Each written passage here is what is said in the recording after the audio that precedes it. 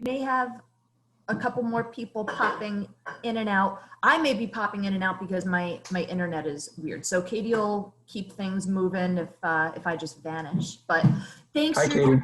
for joining us today. This is a pop-up immersion meeting, so it was totally optional. But we do have, I see, several of our immersion program participants here, and this was prompted by a question that somebody asked, and you can take credit for it if you want, and if you want to remain, you don't want it attributed to you, that's fine as well. But the question was around recalls, and it was triggered by this onion outbreak and resulting recall. And the question was, if my supplier does a voluntary recall, what impact does that have on me? Does it matter what my process was, what I did to the product? And this question, it just so happened that Drew and I had discussed this a few days prior.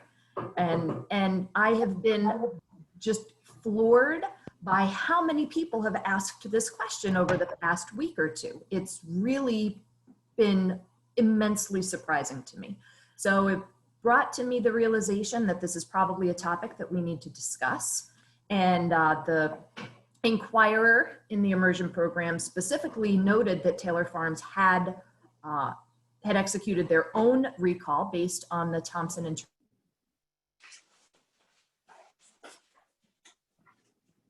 Did we lose her? Looks like Jen lost her internet. She's been having a lot of those issues today. Yes. So Drew, do you want to just go ahead and get started? Yeah, and I'll just open it by saying, I believe this is being recorded, and this is not legal advice. This is not, how everyone has to do it. It's just kind of from our own experience. Recalls are a regulatory event. And so I'm going to kind of keep it as an open discussion. Oh, hey, Walter, how are you? Morning. And it really, and I will avoid being specific to this onion recall, because it is still ongoing. I will say that, the shipping time frame, et cetera, and as of to date, we've not been, there's been no illnesses associated with our product. And we basically received the product on the 31st, and or we had used it through then, and shipped it. And some of these products that we're shipping are they have a 6-day shelf life. It's an interesting scenario for us because in this particular case, and a little background on Taylor Farms. So Taylor Farms, ultimately our kind of main company is called Taylor Fresh Foods. We supply fresh cut lettuce and vegetables to the food service world. So all the restaurants you can ever imagine. We supply, we have a whole retail division that's doing all your salads for your grocery stores and cut veg. And then we have a deli division, which is everything from, little salad bowls with protein in it all the way to sandwiches and bundt cakes and chocolate covered cherries and strawberries and you name it. And so what's interesting about this is those kind of three divisions we have in food service, it's primarily all regulated under FDA. So these are our FDA food processing plants under FSMA. And then we have our retail, which is predominantly FDA, but we do have USDA lines or rooms in some of the plants that will add a protein to the salad, et cetera. And then we have our deli division, which is a whole mishmash of dual jurisdiction, USDA, FDA, et cetera, where we have a lot of things going on. And why that's important is in a recall like this, and I'll, some details that I don't mind sharing is we actually received a single bin of onions into this particular plant, Dallas. And we had another plant that received it on the East Coast, some other from that lot, and that was caught in time, based on shipping time, they had not used it yet. And so for one bin, we ended up, having this recall. And what's fascinating about these recalls is just, and this is kind of the whole impetus for this pop-up session, is it's very clear that not everyone understands what a recall is or what you need to do. Some time back, I actually wrote a chapter in the United Fresh manual that I don't think was ever published, not my chapter alone, but the whole thing. But I've put this into other journal articles and such that I've shared. But you know, the recall itself, although painful sometimes, it's quite straightforward. It's, you know, once you've made the determination you need to do a recall, it's pretty much academic after that. It is interesting when you have FDA involved and USDA. One, from the standpoint, they handle it very differently. And I'll start with USDA just for a foundation is they basically do the recall. You give them the information and they take it over from there. They make the determination whether they're even going to do a recall. And in this case, they said, we're not going to do a recall. This is such a complex mess because the onions are really ingredients, not just in our products, but they were getting calls from a whole bunch of folks. And you're seeing these continuing health advisory updates from FSIS, which is the kind of, inspection and the enforcement arm of USDA for these products. And they just said, you know what, we're just going to pass along a warning, about these products. And I'll be honest, it's really, it's sometimes a little frustrating because they take it over and you really have no control. When they put out the statement, they send it to you and they say you have 30 minutes to come back with anything. But by the way, other than significant errors, it's going out to press. But I will be honest, it's a much more it's an easier situation to deal with. FDA is a little more complex, and we hear the term voluntary recall, and this is at the root of kind of this call. I think in a lot of the questions is we see, and I'm not going to say this was specific to this recall, but I will say it happens in many cases. For us, this was a recall of a recall. So Thompson was the original recalling entity.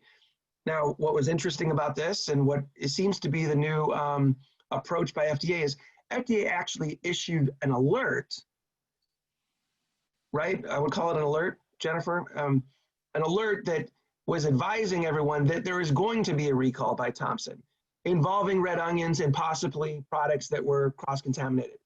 That is not an actionable thing other than we start pulling records and start polling our direct suppliers. Hey, do you get product? And FDA did name, in this case, the firm that would be doing the recall, Thompson. And so we poll and we look at all of our records on our suppliers. Thompson's not one of them in this case. And we look, poll our onion suppliers. They don't have them. And so, and yet we have, customers and others asking us, are you going to recall or what do you know about, we don't have any actionable information. And then, of course, as things happen, and this is a fairly tight industry of kind of know and you hear things, again, not actionable things, but you get a heads up. And the best you can do is start pulling together what you do have. So, Saturday, the official recall comes out, voluntary recall by Thompson, you can look it up, and recalling onions, et cetera. Not great information. It lists the brands, no lots were provided, nothing, again, useful. You had to wait through the supply chain to know if you did receive any of those lots. And so there's, an opportunity there with Thompson and how they publish it. Because ultimately, it's in the world of recalls, the alerts are really designed for the consumer and not designed, from a food service standpoint. If you're supplying restaurants, the restaurants don't always know, there's not information in there. So typically your recall notice that gets put into a press release is designed for the consumer, all of you. So you go in your grocery store and go, okay, I'm not going to buy this. Or you look in your refrigerator and say, okay, I'm going to throw this away. And so again, it's still very confusing, both from the suppliers that's putting out the notice as well as everyone along the way. And so what happens is, and especially when you have the label voluntary recall, there are people that actually think that that's a voluntary recall. Like, if you have this, do something with it. Or, if you feel like you're covered, not. And so that's kind of the setup for it. The things that come out of this is, one, a voluntary recall is not really voluntary. It's voluntary because FDA is making very strong suggestions and recommendations and lining up data and evidence that says you probably are involved in this. And so that's the first thing.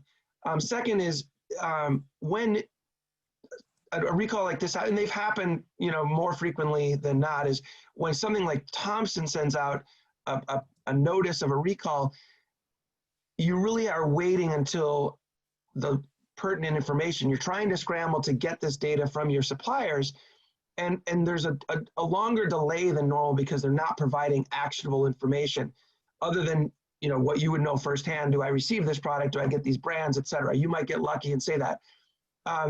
You have to wait for your supplier who gets pulled into the recall, who has been notified, to tell you this. And then that's where the other series of things happen is they may not understand that now they are part of the recall and they must do a recall. And they must log on and file a reportable in the file, the recall in the file, a reportable food registry. I'll pretend that everyone knows what that is, but that's essentially logging, the recall and saying, I have a reportable food. And then that number gets passed along. And then in our case, we have to do a recall because we've been notified. But it's not always clear to the entities along the way that that's what you have to do. There are still recalls coming out from this.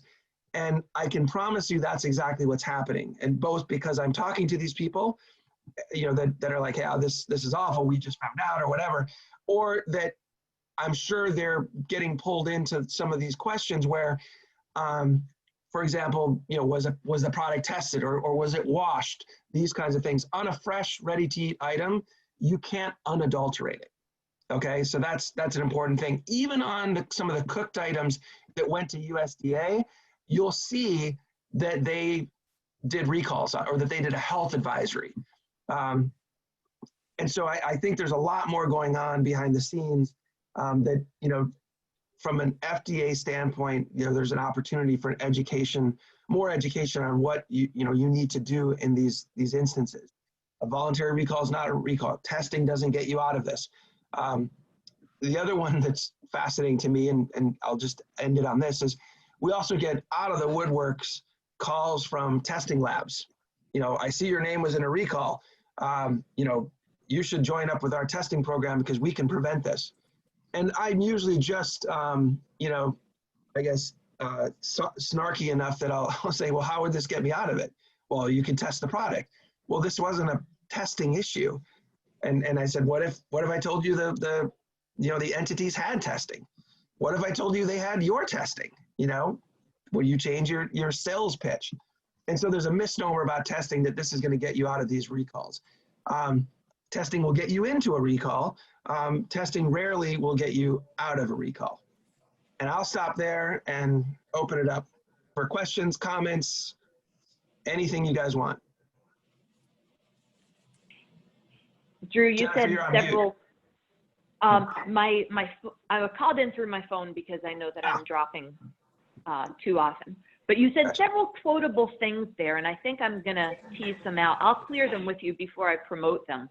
But that testing will get you into a recall, but not out of it. That the voluntary recall is not voluntary. So I would be interested in hearing what questions you all have, because to me, Drew, your comments are totally in line with David Durkin's in terms of the legality. You cannot unadulterate something. Yeah. So, but this just seems to be a source of confusion. So I'll open it up for the rest of the group.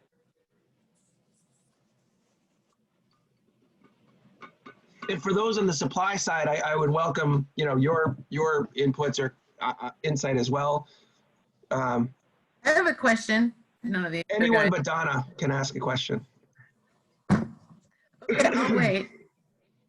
I'm kidding. Start it up. Okay. When I first saw this recall, I thought, one, you're right, they don't have a lot of information on there, but I thought, gee, would I have even pulled the trigger on this recall? They don't have any product implicated, right? I mean, they found a positive for LM on a piece of equipment. And no, this was the salmonella outbreak. Okay. Donna, you're thinking about the orange. You're thinking about the Oh, orange. right. Yeah, yeah, yeah, Yes. yeah, yeah. Sorry. Yeah, but that is a good point, Donna. You know, I'm sure you're like me and others. When you see some of these recalls, you're like, why are they doing I mean, I've been aware of scenarios where, you know, a supplier, a processor, whatever you want to call them, have thought they needed to do a recall, and they'll call FDA and they'll say, you don't need to do a recall. Or worse, they do a recall, they don't do it right, because one of the other quotable things is you never want to do a recall without involving FDA. They're not going to always tell you not to do a recall, but they will, you know, and they don't tell you to recall. They ask you, are you going to recall? If your answer is, well, we weren't going to, if they keep asking you questions, that usually means you're going to have to do a recall. It's a very, for those that have been involved, it's an it's not an uncomfortable, it's an awkward kind of exchange sometimes. You know, and so, you know, what I always explain to people is when you call FDA, you have to know what you're already going to do.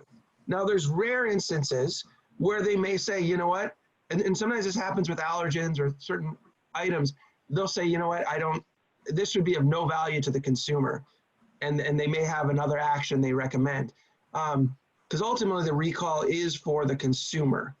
And that's why, just so you understand that in many of these recalls, there may be a lot more product withdrawals going on than you're aware of, because it may be going to other entities that it would have no meaning to the consumer, but that product is getting pulled off the shelves. You know, these onions went to a number of outlets, not us, not our onions, but in general, the onions in this outbreak. But you look at it, this one, Donna, though, is, you know, I'll bring up a point I always bring up in this recall of a recall is I do look at some of these recalls. This one, there was apparently enough evidence, illnesses, Canada took an action. You have, we're over 700 illnesses now. Apparently red onions and potentially the supplier have strong signals. You know, they don't have a test to tell you, yes, it is, you know, definitively, but there's probably enough evidence from the epi. But here's the thing important about that's your question, Donna, that I didn't mention in my opening spiel, and that is that you really can't question the recall. If someone sends you a note, an email, a notification that the product we sent you is being recalled, you are in the recall now. You have to take an action. And that's, you know, and the other thing that will happen is FDA will eventually follow up. It takes some time. And that's why even a month from now, you might see a recall associated with the onions, even though it's way past everything. And that happens. It happens a lot. It happened in especially frozen ingredients where someone's like, well, I don't have to take an action. It's, you know, it was frozen. It was, you know, chilled and whatever it is. And so, yeah, but you can't really question it. Once you've been pulled into it. At the very front end, yeah, you can ask questions, but once you've been pulled into it, you're in it. Yeah, I'm sorry, I was thinking about the orange thing. But that, you know, that's a very good point that even if you don't agree or if you wouldn't have a trigger for that recall, if there is a recall that happened, you're in it, whether you believe it's valuable or not. Yeah. And again, I'm not saying this happened with this particular incident, but it does happen where we actually have to tell our supplier that you're part of the, you are in this recall now. You realize that. And they're like, well, it's voluntary. You know, we don't have to do anything. And they'll even say, you know, others aren't doing anything because it was tested or whatever. And so, you know, you always want to do the right thing.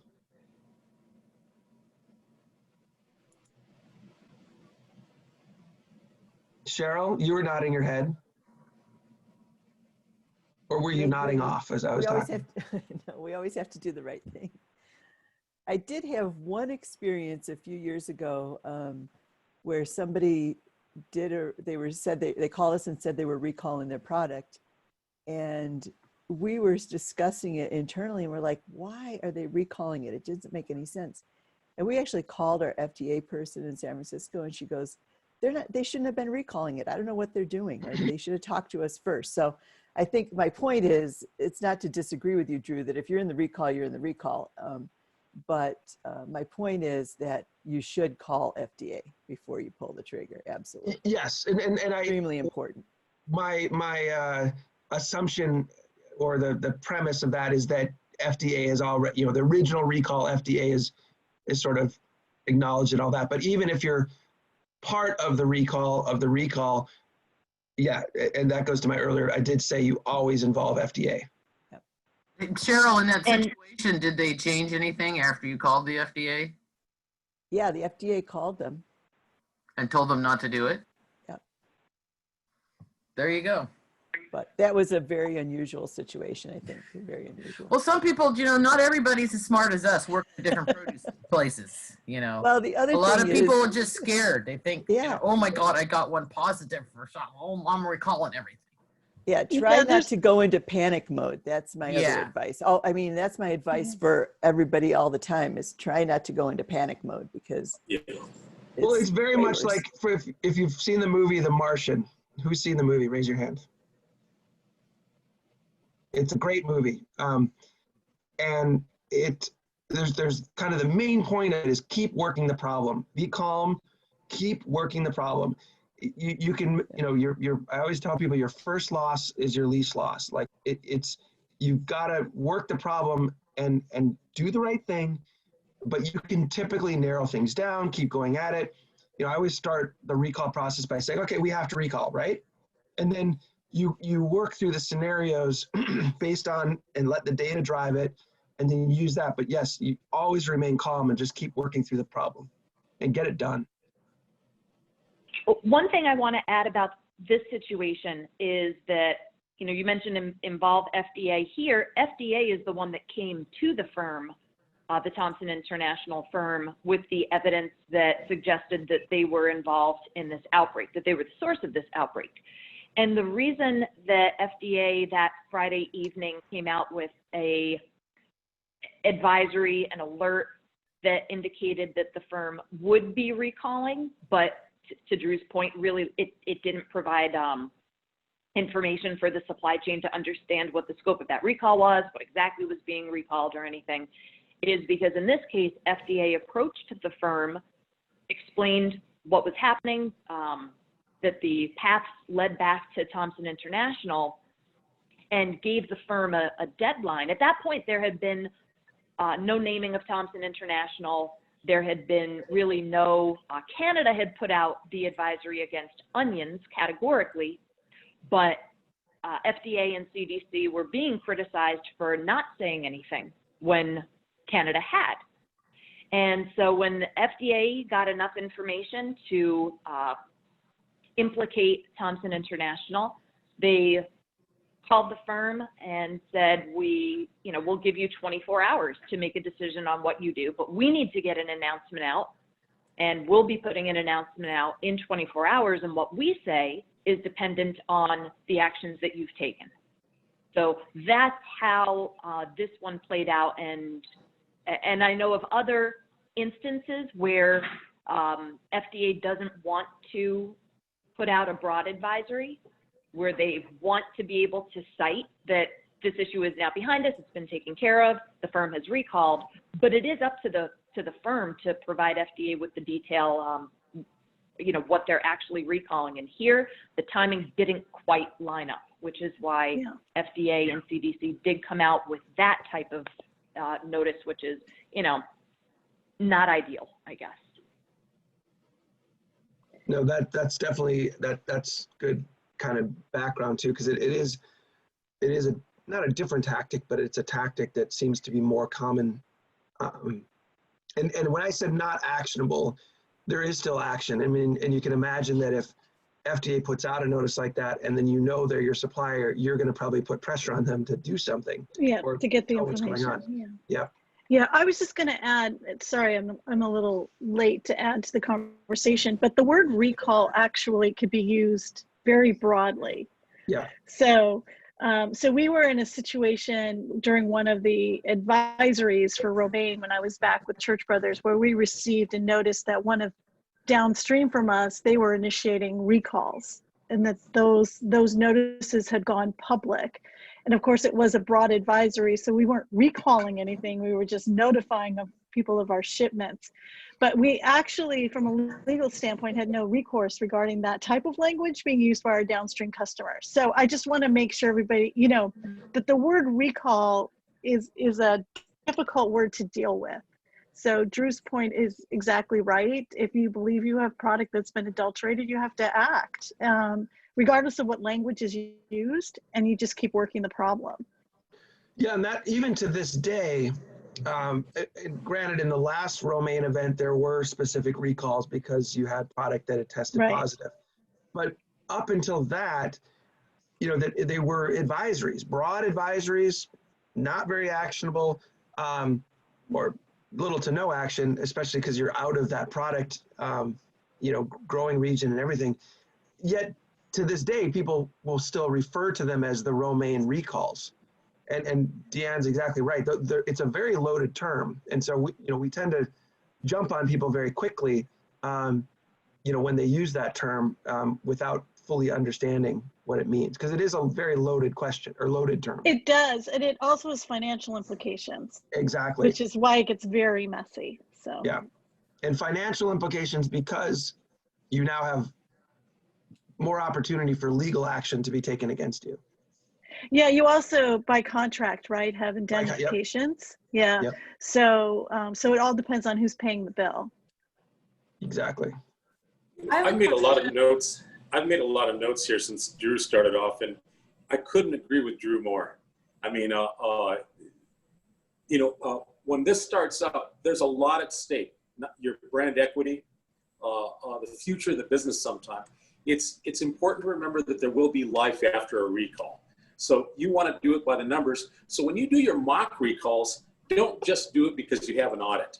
Actually practice it. Make sure that, if you get that call where you're in hot water, that you actually know what to do, that you have forms ready, that you have people practice, and most importantly, that you've talked to your senior management about what this happens. I remember Drew once said in a meeting, there's two types of companies out there.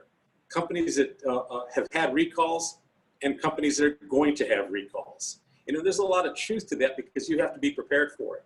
A couple of things you really have to watch out for, some landmines, especially legal ones, like the difference between a recall and a voluntary market withdrawal.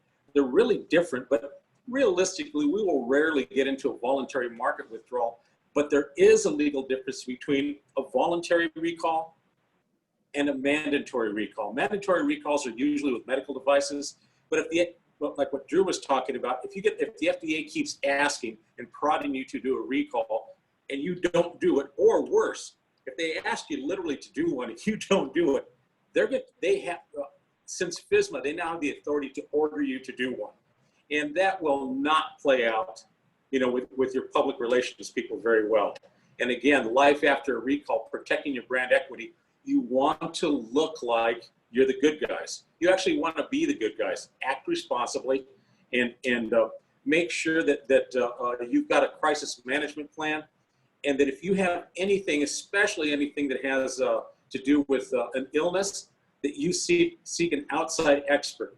Drew's an expert, but if he had something going on with, there was actually illnesses out there, I'm sure he would have an outside consultant in there just to give you a fresh set of eyes. I can't begin to tell you how important that is. And what he said about testing is absolutely right. People are going to come out of the woodwork trying to sell you stuff.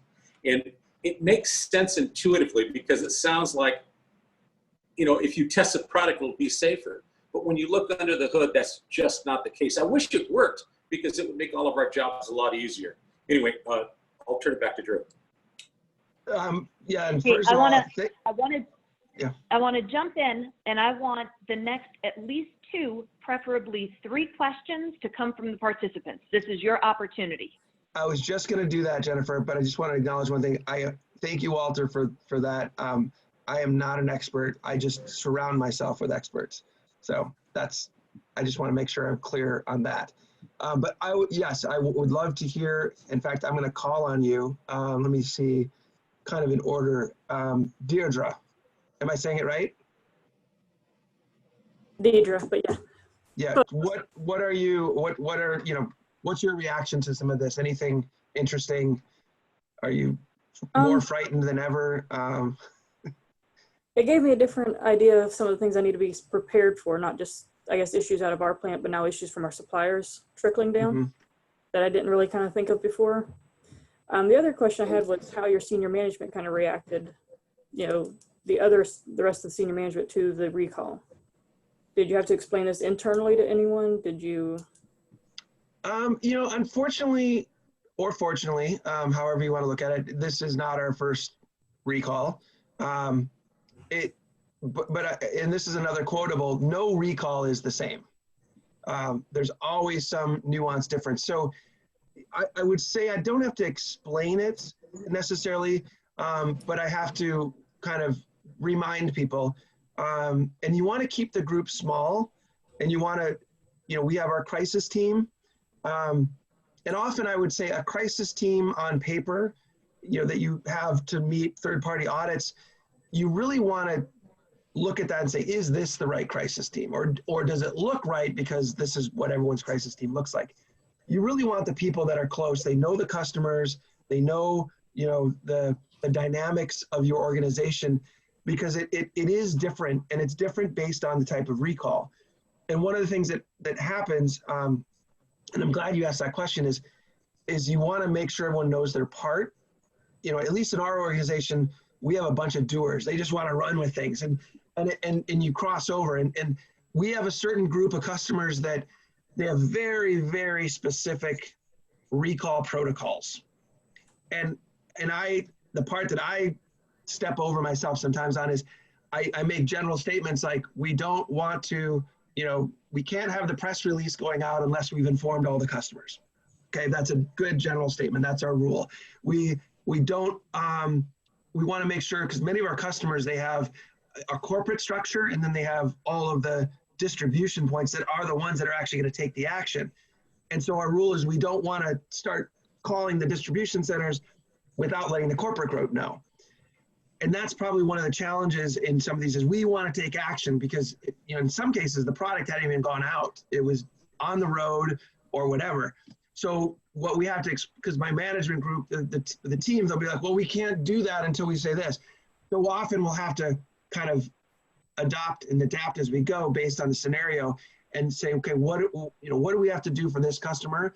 And then if we do it this way to stop the product, are we going to have to take our licks on it? So a lot of these things are simultaneous, and you just have to coordinate that. And it's not a one meeting and let's go do this. It's an ongoing, update. And so we usually say, okay, here's what's going on. Here's the next step. And even though I feel like we've gone through these things before, again, it's never exactly the same. And you still have to constantly remind people what we're doing. And the other part, it is very normal. Someone will say, well, do we really have to do it? You'll get internal questions, and that's normal. And you just have to be confident and firm. You look at these stories of, recalls. I mean, where not recalls, but outbreak events. I mean, the Peanut Corporation of America is not one of my favorites. It's a great example where you essentially have the CEO overriding, well, test it and go out. In a way, he's not in charge at that point. It's still you. And nowadays, we're all responsible. If we make the wrong decision, or we don't push to do the right thing, you're now on the hook. And so it's really reminding people, and sometimes you just have to be firm and say, nope, we can't test it. It's out of our hands. It's a recall. It's someone else's recall. We're pulled into this. You got to take action. And I just always, I look at it like a hot potato. Let's get this over with. Let's do the right thing. Your first loss is your least loss, and let's move on from there. Hi, Drew. I have a question for you. So you mentioned that you stay in continuous communication with your crisis team. What's the best mode of communication? Is it email? Is it Slack messages? Is it text messages? Is it physical meetings? This is a great question. So one of the things that is, a phone conference call, obviously in person, but in our case, we had, you know, a plant in Texas, and we have plants, we have 23 facilities around the country. So in person is not always possible. And so you want to, you know, you want to keep the group as small as possible, with the right people that can then execute or delegate properly. So, you know, honestly, the phone call with Zoom now, or, you know, Teams or whatever platform you're using is actually pretty good, because then you can share and you can pull up information. I like that part. I will tell you the worst thing is people go off in tangents, and then you have an email of an email of an email of an email. So one of the things that I constantly do is I request, okay, this is great, but we had an email that was circulating that the subject was, you know, USDA health advisory, but the whole email body, the very bottom was about the initial discussion with USDA. The rest of it was all FDA and other things, and they just kept, because it was the same group. So you want to have an email group that's very clear, you know, today, and you set that, be ready to adapt it, because there's always someone you forget. And then you want to start clean emails. So there's a point where emails are important for the information flow. There's a point where talking on the phone is important, and then in person. The challenge, though, is it gets fragmented. And so you're always resetting that. So you want to have as many clean emails. Okay, now we're on this topic. Here's the distribution. Or now we're on this topic. Here's the communication. There's a tendency for, at least in our group, and I've seen it in other groups that I've been part of, that you get buried in these emails. So keeping a fresh flow of information is probably more important, or the most important. Helpful, thank you. Mm-hmm. Hey, Drew, I have a question for you.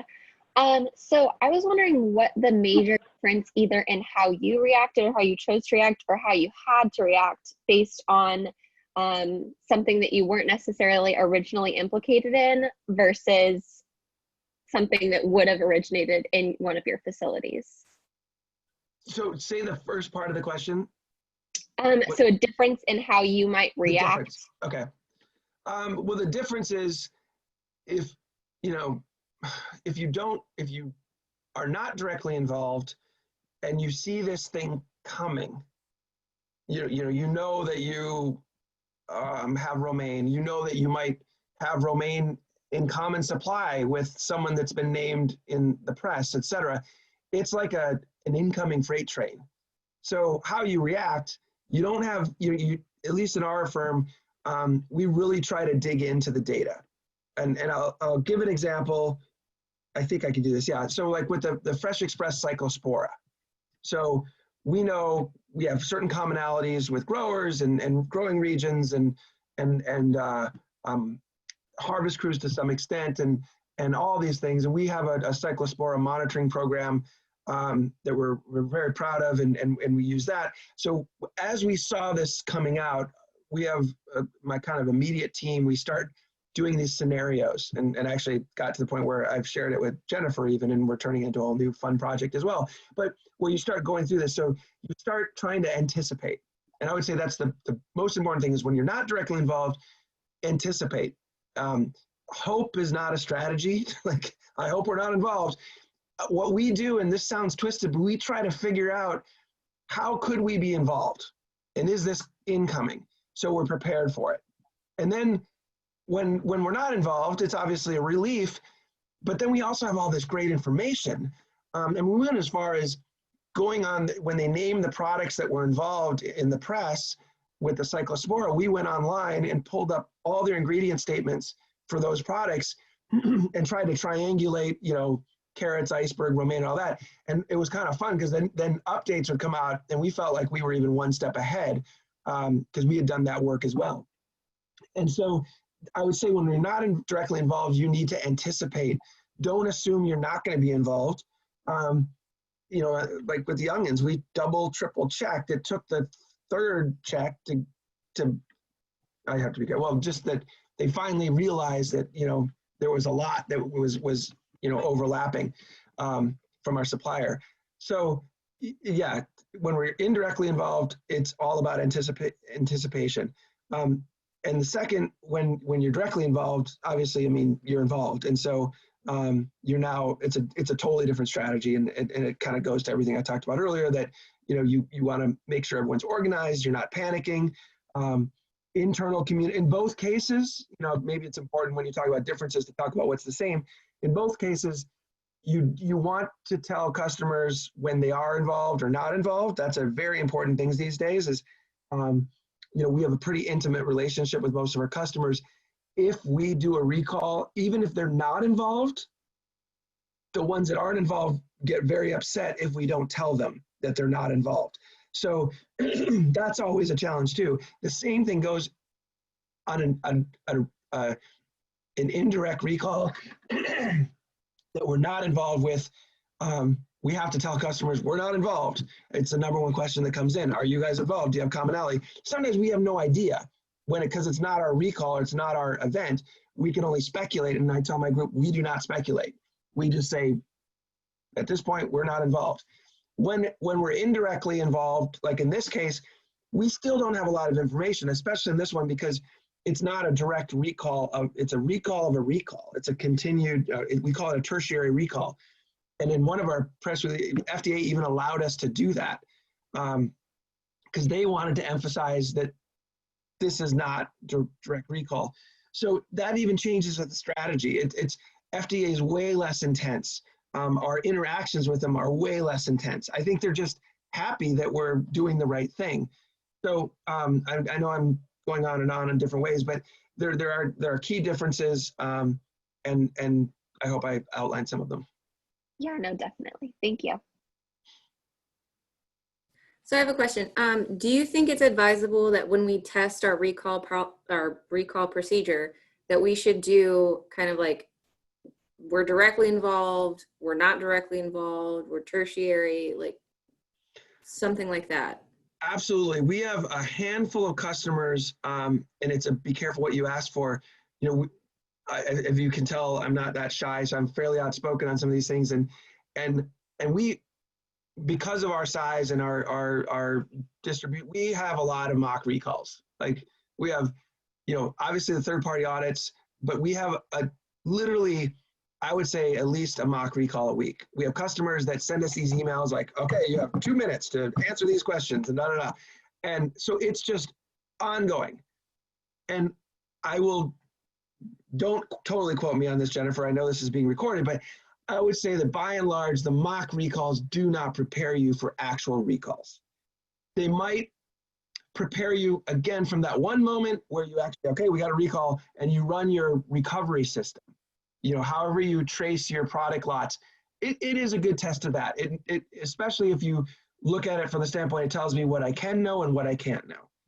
So where it's kind of, I would say be careful what you ask for is with a number of the customers, I've complained about it enough. Like, you guys, you're testing the same thing you tested in some of our plants that are seasonal like 6 months ago. Like it hasn't changed. Like, they're checking off a box.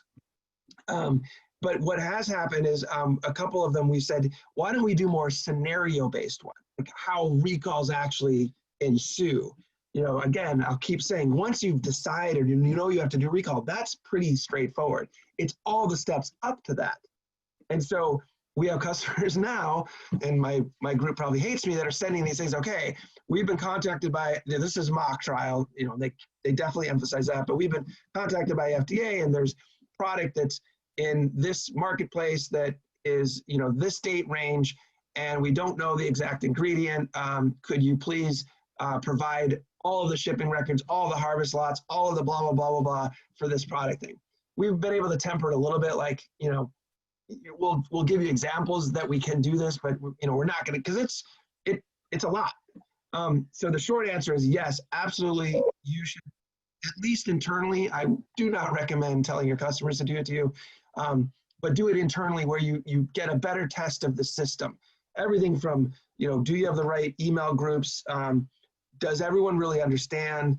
And then, what kind of ways can you pull up information based on the scenario? Like, an ingredient could be involved.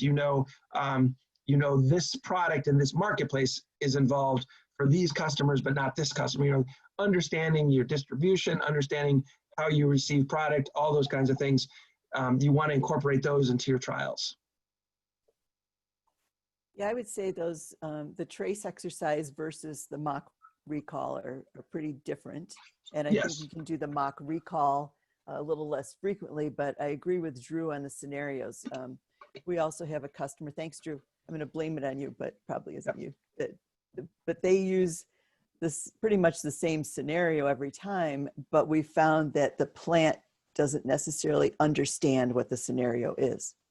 You know, they misinterpret that scenario. So what we've done is gotten more involved in that from the start, but also for our schedule of trace exercises for our plants, we're writing those scenarios at corporate, sending them off to the plant, seeing how they interpret it, and then, you know, kind of doing the calibration work. But I think it's good to have those scenarios laid out over the year so that you make sure you've got all of them. You know, like, are you just looking for one component and, you know, one lot of that component? How many places did it go? How many days did you use it? Or are you looking for something more specific or less specific? But I think that's an important way to do it. Yeah, and use existing recalls as, you know, guides for those scenarios. And Cheryl's exactly right, is you kind of keep a catalog of them, you know, and you can change it up based on ingredients and such, but the theme of them kind of stay the same, but it tests your system. There's also companies out there like Amy Philpott. Yeah. She will actually do a true scenario for your company. So it will be like an actual, that's the only true actual recall exercise that I know of that is great. That's more than with us. just, That's with us, Donalyn. Yeah, I It's thought that me was through United. And right. and Okay, sorry, Amy that's right. is Sorry. there too. United. I thought And it was, we have a recall training, a virtual recall training coming up in 1 month with Amy and David. So we are a little more than half full at this point. So I'm anticipating that we'll reach capacity because it is scenario-based. People have to work in groups. So it's a small group that we're doing it with. But bear in mind, not every situation, and I think the reason to test scenarios is not every situation may result in a recall. So it may be just a panic or a scare or something based on, you know, a consumer group did some testing and then you have to deal with something that's a non-issue, but you still need to deal with it. You know, you may think it's a non-issue, but the public may view it a little bit differently. So there are numerous scenarios that, you know, you're rarely given the lot number and like that's it. Yeah. You know, Another there's thing, one thing- just one quick thing before I forget, Walter, on that is, and this goes to a couple of your questions already, is that, you know, you don't want to have just one recall expert in your system for a number of reasons. One of the things that I've been doing in these, you know, recently is, and for those that have multiple facilities, this is a good exercise, is have those groups contact the FDA district. One, it builds a relationship with it. Two, it teaches people that it's not that scary once you've already made your determination what you're gonna do. Obviously, in the beginning, you wanna participate with them. And lastly, and this is not a plug for Jennifer, but you want more people trained in recall. So send them to programs like United Fresh. In fact, I think we have at least one person from my group, someone that's already gone through these and is a key part of my recall team. I realize, I'm like, wait, you actually haven't gone through the training. I mean, my training is so good, so she doesn't need it. No, it's good to go because you get a new perspective. But I would say, you definitely have more people in your group trained on it, even management side, because, you know, to that earlier question is it makes it easier to explain why you have to do some of these things. It's important to know that if just because somebody tells you you have to do a recall, that may not be the case. You know, we had a customer once call us in order to do a recall. It turned out the product that they were talking about wasn't even ours. You know, so I'll go back to the mock recalls. I agree again that it's not a realistic. You're not gonna feel how scary it really can be doing a mock recall, but you have to get to know the documentation process and the mock recall, and you have to have that on automatic pilot, you know, because you're going to have a lot of other things to worry about at the time. And I strongly recommend doing the Recall Ready program, or you know, any other valid training to get ready, because this is it's kind of like life insurance. You know, I've never needed my life insurance, but I still pay the premiums, and that's kind of like getting recall training. All right, we've got about 10 minutes, little less than 10 minutes left. So what are the last questions that the participants would like to ask? Again, you get first dibs here with Drew. Okay, I have a question. What has been the toughest or most undefined case where you had to make the call to make a recall or not? Wow. The toughest case, and I think you said it, undefined is one, but is when you have a scenario that a conclusion has been made about your product, especially by a single state, for example. They look at, you know, their epi data, all of their stuff, and they say it's your product. And then in the bigger picture, if it's more than one state, you know, more than one location, that a single product does not explain, that's very frustrating. You know, one of the things that I talk about a lot now, and a lot of people are, is, you know, CDC is one organization, FDA is another organization, and within FDA you have a bunch of different things, and then you have the states that are their own, you know, they kind of are supposed to follow the CDC guides, but they also, you have, one of the things I've learned is each state has a personality to its state health department, and there's ones that are more and I don't mean conservative politically, conservative in terms of let's gather all the information, let's not rush to judgment, let's not do this, and the other ones are like literally running to save the day. And so it's very frustrating when you have, you know, and this, not just the states, but you have one side saying it's absolutely your product, and then you have another side that's all of this evidence, it's like, this can't be your product. And we see this a lot, where you have a cyclospora outbreak in this very set area, and then another one sometime later, and another one, and then rather than saying, well, this could all be one outbreak, they'll say, well, it's multiple outbreaks from different, you know, foods. It's carrots and basil and lettuce and da-da-da. And it's frustrating when you're sitting on the supply side and you understand how your product or your product gets distributed, that it doesn't make sense. And we were actually watching this with the onion one, because some of the initial products that were being discussed or we were hearing about made no sense. You know, you don't have tomatoes, and this is not an exact thing, so Walter, don't jump on me, but you don't have tomatoes in Florida going to California. You don't have, you know, peppers in Georgia going to Mexico. You know, yeah, there could be a single example that happens, but when you look at a national outbreak. So the most frustrating thing is when the recall action doesn't line up with the actual distribution, the data and all that, but yet you're kind of forced to, because maybe it gets announced or something. So, and again, you always want to err on the side of human health and the consumer health. But I would say in the long run, you also want to try to identify what's really going on. And often that gets blurred and clouded by the recall action and conclusions that were probably, and in many cases, premature at best or incorrect at worst. Thank you for that question, Nancy. Yeah, thank you. Is there one final question before we wrap up? I don't know, it looks like Shelby is very, very, very inquisitive on something. What is it? What are you dying to know?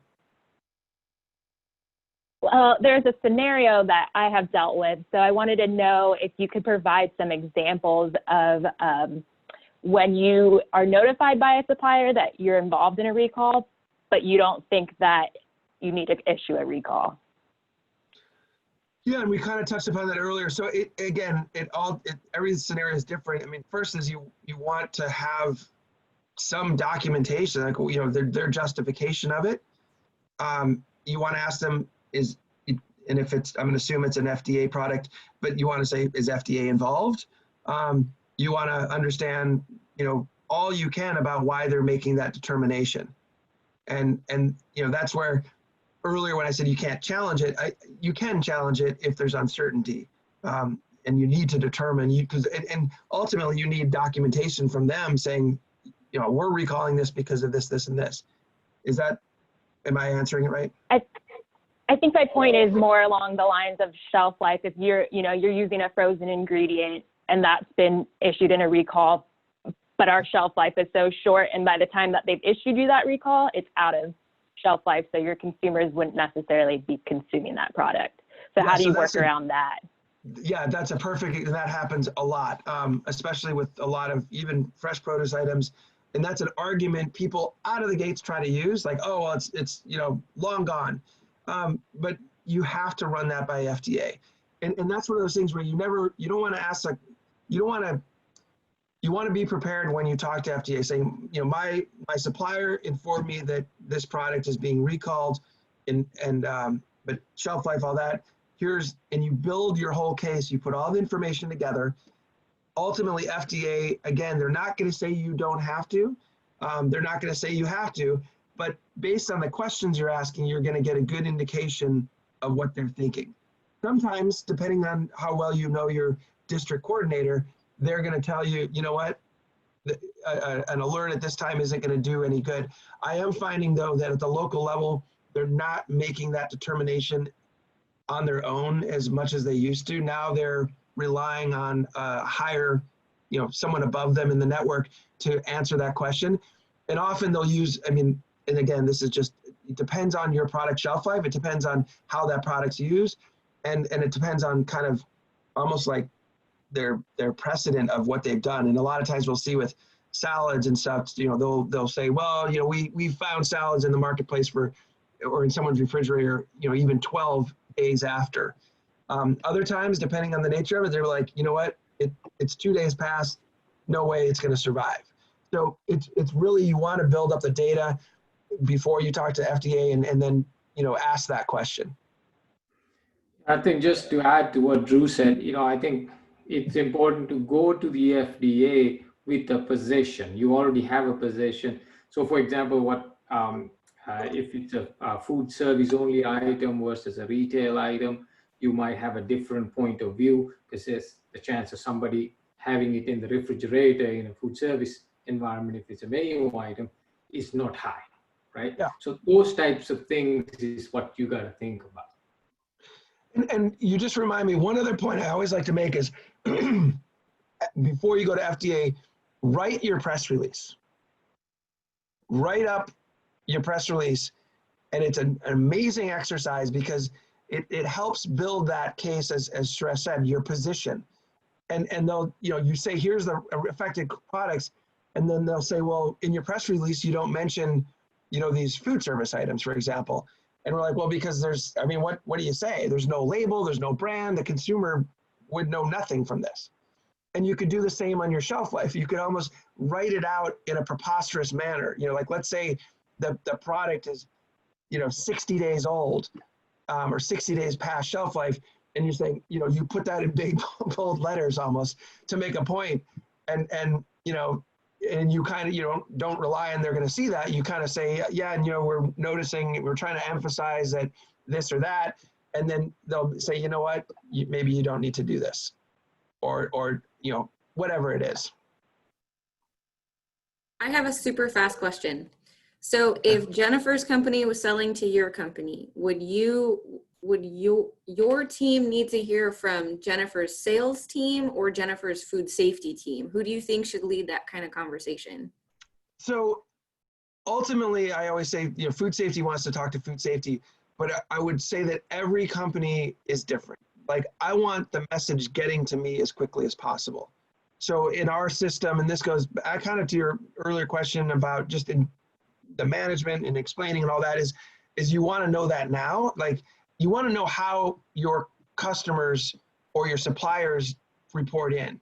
I'm fine if the sales or the purchasing people talk and say, hey, there's a recall coming, because I know my group's gonna be like, okay, hold on, we need to make sure, you know, so-and-so's involved, myself or whomever and from my group. And so I would say whatever gets the message through quickest, or most quickly, and then follow your procedures from there. But that's a great question. Thank you. And it may be different based on the supplier. You know, we have some customers that we're the supplier to that they insist that, you know, first it's heard here. So everyone, you know, I would just say make sure you have it clearly laid out, but don't lock yourself into something if that's not how it would best flow. So with that, I know our time is up, and I've seen the notes come in about how valuable this discussion was. I think it was incredibly valuable. So thank you so very much, Drew. Really appreciate that. And we'll be in touch with everybody. We'll send the link to the recording out if you want to listen again, or if you have any additional questions, you can ask me. I can shoot them over to Drew. But yeah, Drew is great. He was the chairman of our council before Cheryl. He's the chairman of CPS. I didn't get to introduce him because I got, you know, disconnected. But yeah. Drew is a food safety rock star and a real life rock star too. Okay, stop that. In case you didn't know. So, No, thanks, thank you, everyone. And if there's any take follow-up care. questions, I'm always here. Thank you. Thank Thank you. you. Thank you. Thanks, Bye. everyone. Bye. Bye.